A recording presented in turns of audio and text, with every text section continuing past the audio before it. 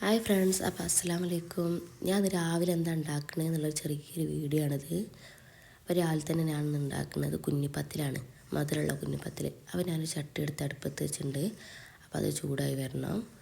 അപ്പോൾ ഉണ്ടാക്കാൻ വേണ്ടിയുള്ള വെള്ളം ഞാൻ ആദ്യം തന്നെ ഉരുക്കിയിട്ട് വെച്ചിട്ടുണ്ട്. വെള്ളത്തിൽ എന്തെങ്കിലും കരടൊക്കെ ഉണ്ടാവുമെന്ന് വിചാരിച്ചിട്ട് ആദ്യം ഞാൻ ഉരുക്കി വെച്ചിട്ടുണ്ട്. പിന്നെ അത് അരിച്ചൊഴിച്ചാൽ മതിയല്ലോ.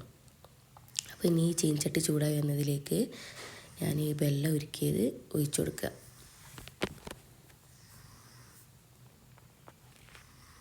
ഈ വെള്ളം എന്നിട്ട് ഒന്ന് തിളച്ച് വരണം അതിൽ.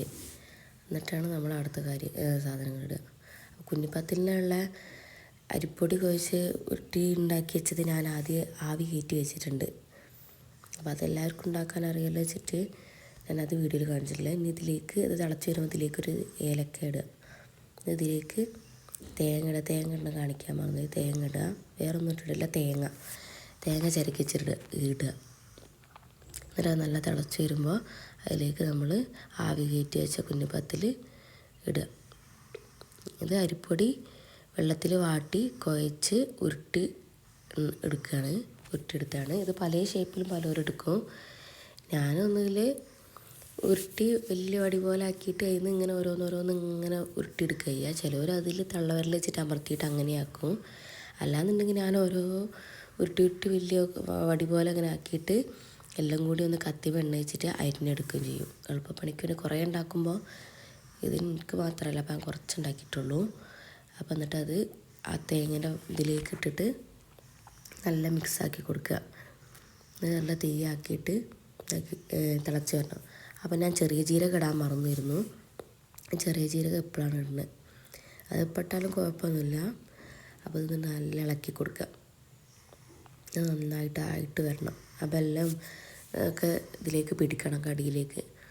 പിന്നെ പൊടി വാട്ടി കുഴക്കുന്ന സമയത്ത് വെള്ളം കുറച്ച് ലൂസ് പോലെ ആണെന്നുണ്ടെങ്കിൽ കടി നല്ല സോഫ്റ്റ് ആയിരിക്കും. പൊടി ഭയങ്കര ടൈറ്റിലാക്കിയാൽ ആവി കയറ്റി വരുമ്പോൾ അത് ടൈറ്റ് ഉണ്ടാവും കടിക്ക്. അപ്പോൾ അതിങ്ങനെ നന്നായി തിളച്ച് വരണം. എനിക്കിത് ഭയങ്കര ഇഷ്ടമുള്ള കടിയാണ്. ചിലവർക്കിത് തീരെ ഇഷ്ടം ഉണ്ടാവില്ല. മധുരമുള്ള കടി രാവിലെ തന്നെ കഴിക്കാൻ എനിക്കത് ഭയങ്കര ഇഷ്ടമാണ്. ഇത് ഭയങ്കര എളുപ്പമാണ് എനിക്ക് ഉണ്ടാക്കാൻ. അപ്പം ഇത് ഇടയ്ക്കിടയ്ക്ക് ഞാൻ ഉണ്ടാക്കും. അപ്പം അതിങ്ങനെ തിളച്ച് വന്ന് നല്ലത് വറ്റി കഴിയുമ്പോൾ ഇത് നമുക്ക് ഓഫാക്കി കൊടുക്കാം.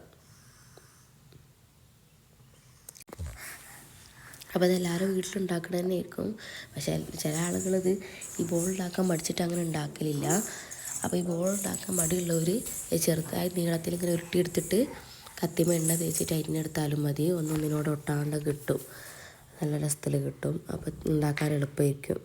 അപ്പോൾ ബൈ ഗായ്സ്, അസ്സലാമു അലൈക്കും. അടുത്ത വീഡിയോ ആയിട്ട് കാണാം.